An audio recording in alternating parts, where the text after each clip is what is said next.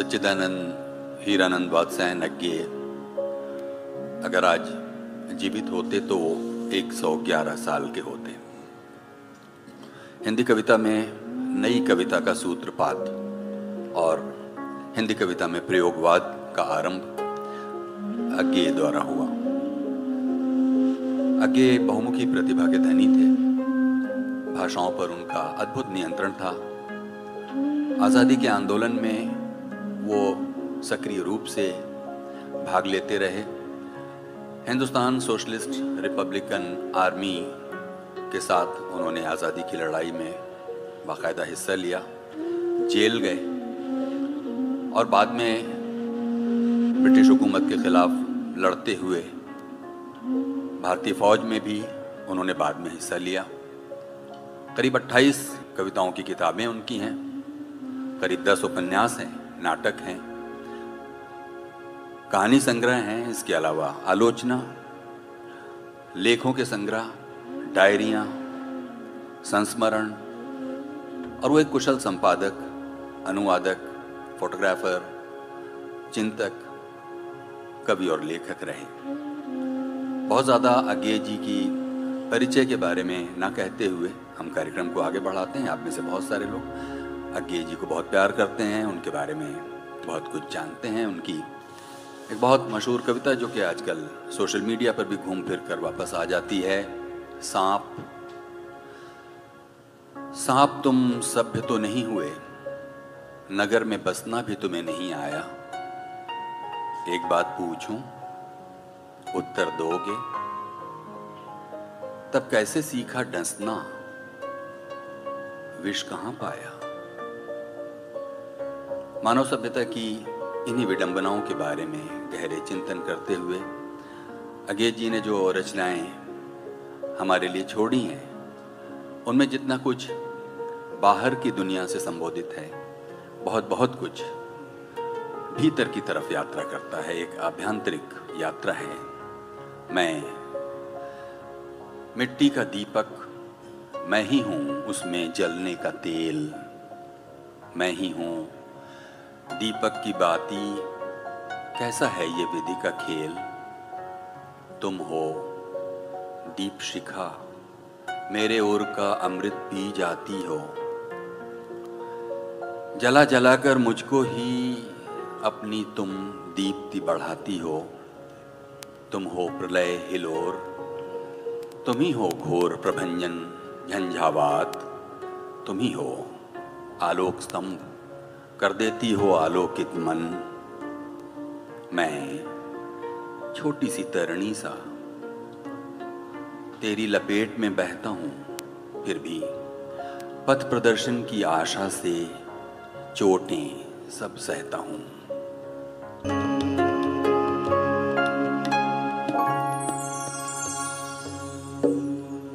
सवेरे उठा, सवेरे उठा तो धूप खिलकर छा गई थी। सवेरे उठा तो धूप खिलकर छा गई थी और एक चिड़िया अभी अभी गा गई थी। मैंने धूप से कहा, मुझे थोड़ी गरमाई दोगी उधार? चिड़िया से कहा, थोड़ी मिठास दोगी उधार? मैंने घास की पत्ती से पूछा, तनिक हरियाली दोगी तिनके की नोक भर? शंख पुष्पी से पूछा, उजास दोगी किरण की ओक भर? मैंने हवा से मांगा थोड़ा खुलापन, बस एक प्रश्वास, लहर से एक रोम की सिहरन भर। उल्लास मैंने आकाश से मांगी, आंख की झपकी भर असीमता उधार। सबसे उधार मांगा, सबने दिया। यूं मैं जिया और जीता हूं क्योंकि यही सब तो है जीवन। गरमाई, मिठास, हरियाली, उजाला, गंधवाही, खुलापन, लोच, उल्लास, लहरिल प्रवाह और बोध, भव्य निर्व्यास निसीम का, ये सब उधार पाए हुए द्रव्य। रात के अकेले अंधकार में सामने से जागा जिसमें एक अनदेखे अरूप ने पुकार कर मुझसे पूछा था, क्यों जी, तुम्हारे इस जीवन में इतने विविध अनुभव हैं, इतने तुम धनी हो, तो मुझे थोड़ा सा प्यार दोगे उधार, जिसे मैं 100 गुने सूद के साथ लौटाऊंगा, और वो भी 100 बार गिन गिन के जब जब आऊंगा। मैंने कहा, प्यार उधार। स्वर अचकचाया था, क्योंकि मेरे अनुभव से परे था ऐसा व्यवहार। उस अनदेखे अरूप ने कहा, हां, क्योंकि यही सब चीजें तो प्यार हैं। ये अकेलापन, ये अकुलाहट, ये असमंजस, ये अचकचाहट, आर्द्र अनुभव, ये खोज, ये द्वैत, ये असहाय विरह व्यथा, ये अंधकार में जागकर सहसा पहचाना, जो मेरा है वो ममेतर है, ये सब तुम्हारे पास है, तो थोड़ा मुझे दे दो उधार इस बार, मुझे जो चरम आवश्यकता है, उसने कहा। पर रात के घुप अंधेरे में मैं सहमा हुआ चुप रहा, अभी तक मौन हूं। अनदेखे अरूप को उधार देते मैं डरता हूं, क्या जाने ये याचक कौन है, क्या जाने।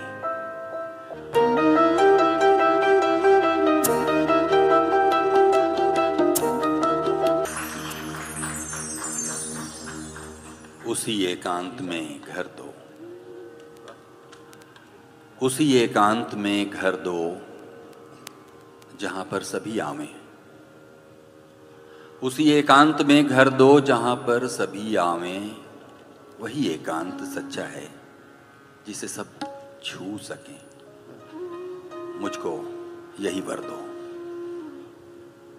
उसी एकांत में घर दो कि जिसमें सभी आवें, मैं ना आऊं, नहीं, मैं छू भी ना सकूं जिसको। मुझे ही जो छुए, घेरे, समोले, क्योंकि जो मुझसे छुआ जा सका, मेरे स्पर्श से चटका।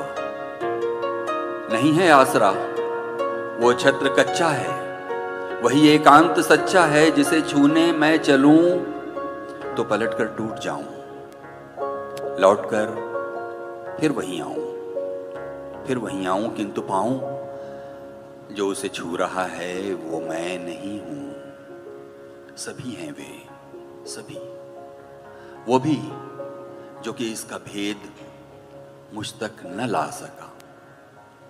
उसी एकांत में घर दो, यही वर दो।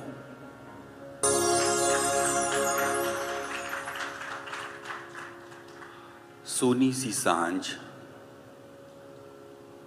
सी सांझ एक दबे पांव मेरे कमरे में आई थी। मुझको भी वहां देख थोड़ा सकुचाई थी। तभी मेरे मन में ये बात आई थी कि ठीक है, ये अच्छी है, उदास है पर सच्ची है।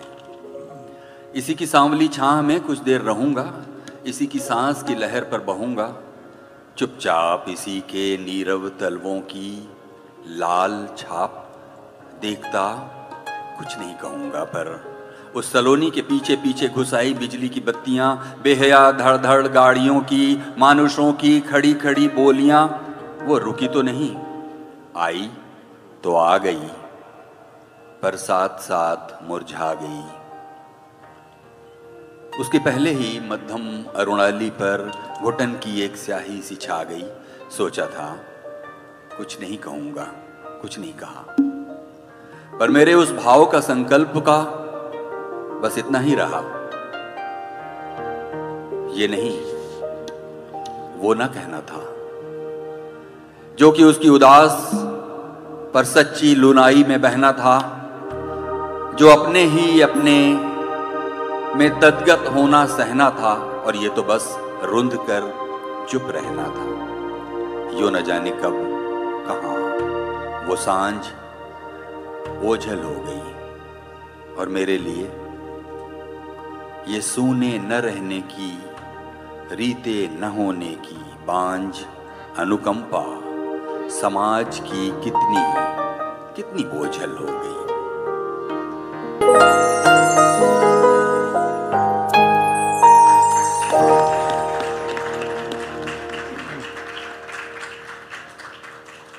और विरह और मिलन और इस चक्र से आगे बढ़ता हुआ मनुष्य अगर इस संसार को एक सागर मान ले तो उसमें खुद वो एक माझी की तरह ही है जो अपनी जय, अपने पराजय, अपने सुख दुख सपनों के साथ अपनी नाव खेता रहता है।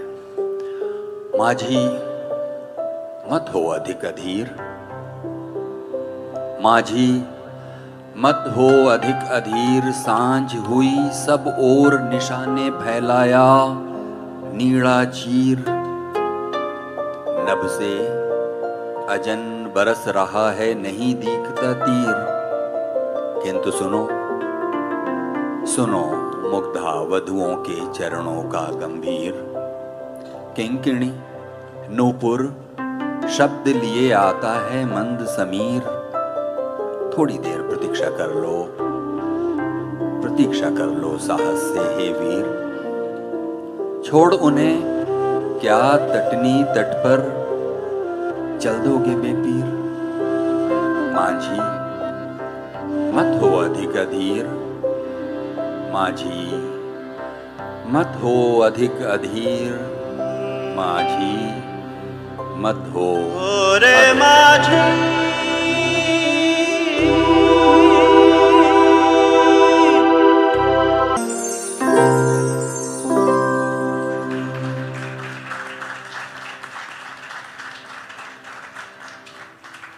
मन के ये जो बहुस्तरीय भाव हैं उनमें डूबता उतराता कवि खुद जब अपनी डायरी में बिल्कुल निजी क्षणों में होता है तो क्या द्वंद्व होता है। एक पेड़ के नीचे रुककर सुस्ता लिया, फिर कॉपी निकाली तो मैं एक लंबी सांस सुनकर चौंक गया।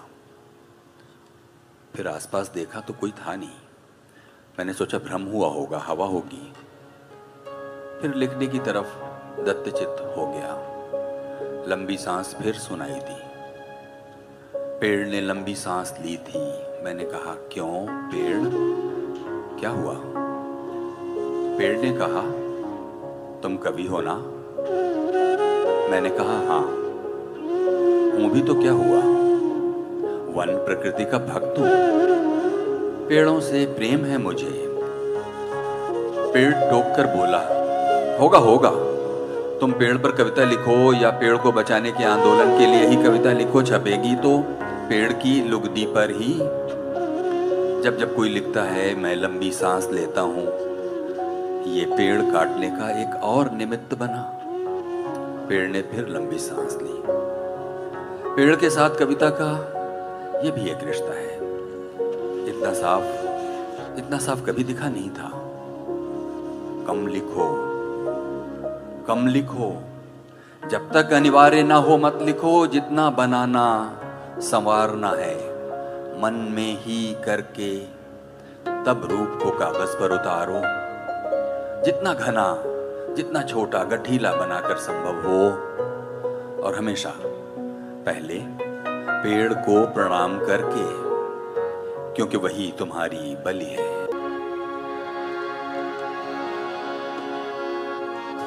मैंने पेड़ से कहा पेड़ तुम इतने बड़े हो, इतने कड़े हो, न जाने कितने 100 बरसों से आंधी पानी में सिर ऊंचा किए अपनी जगह अड़े हो। सूरज उगता डूबता है, चांद भरता छींचता है, ऋतुएं बदलती हैं, मेघ उमड़ता पसीजता है, और तुम सब कुछ सहते हुए, संतुलित शांत धीर से बहते हुए, विनम्र हरियाली से ढके पर भीतर ठोट कटैठे खड़े हुए हो। कांपा पेड़, मरमरित पत्तियां बोली मानो नहीं, झूठा श्रेय मुझे मत दो। मैं तो बार बार झुकता, गिरता, उखड़ता, या कि सूख ठूंठ होकर टूट जाता। श्रेय है तो मेरे पैरों तले इस मिट्टी को, जिसमें न जाने कहां मेरी जड़ें खोई हुई हैं। ऊपर उठा हूं उतना ही आकाश में जितना कि मेरी जड़ें नीचे दूर तक धरती में समाई हुई हैं। श्रेय कुछ मेरा नहीं है, जो है इस नामहीन मिट्टी का। और हाँ, इन सब उगने, डूबने, भरने, छीजने, बदलने, मलने, पसीजने, बनने मिटने वालों का भी शतियों से मैंने बस एक ही सीख पाई है, जो मरण धर्म है वो ही जीवनदायी है। जो मरण धर्म है वो ही जीवनदायी है। इसलिए कवि एक बार फिर गा दो, एक बार इस अंधकार में फिर आलोक दिखा दो। कवि एक बार फिर गा दो।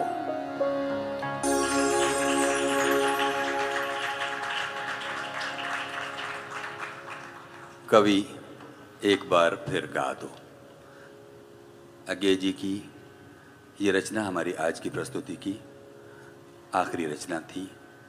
किसी अन्य कवि के साथ फिर इस आह्वान के साथ कि कवि एक बार फिर गा दो, फिर एक बार आपके साथ हाजिर होंगे। अंत करता हूँ अज्ञे जी की एक कविता से। मैंने कहा डूब चांद,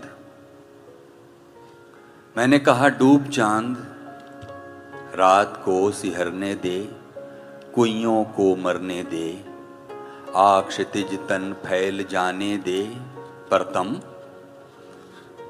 थमा और मुझी में जम गया। मैंने कहा उठ रही लजीली भोर रश्मि सोई, दुनिया में तुझे कोई देखे मत, मेरे भीतर समा जा तू, चुपके से मेरी ये हिमाहत नलिनी खिला जा तू।